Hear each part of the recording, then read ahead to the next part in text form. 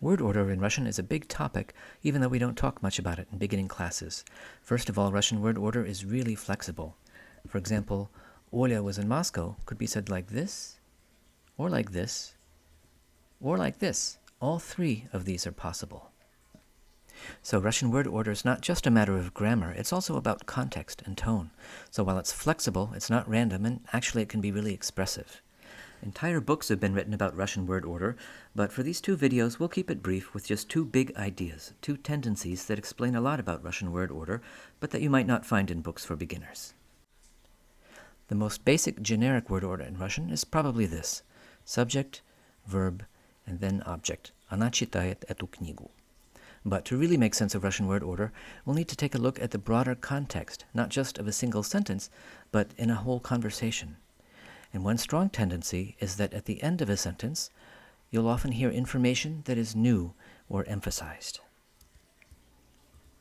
Here's an example.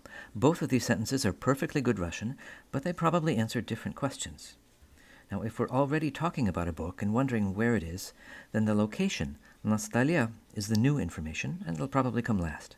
That's why книга на столе is probably answering the question, где книга? But if we're already talking about the table, wondering what might be on it, then the table is the old information, the known information, and the new information is the book. So, на столе книга might be answering the question, что на столе? And in both cases, the new information is coming last. Let's explore this idea by answering some questions. I'll give the question and the words we'll use for the answer, and then we'll decide which word order makes sense given the question. Когда Саша придет? Well, we're already talking about Sasha. We know he's arriving, so the new information must be when he will arrive. So natural order for the answer here would be Sasha придет завтра.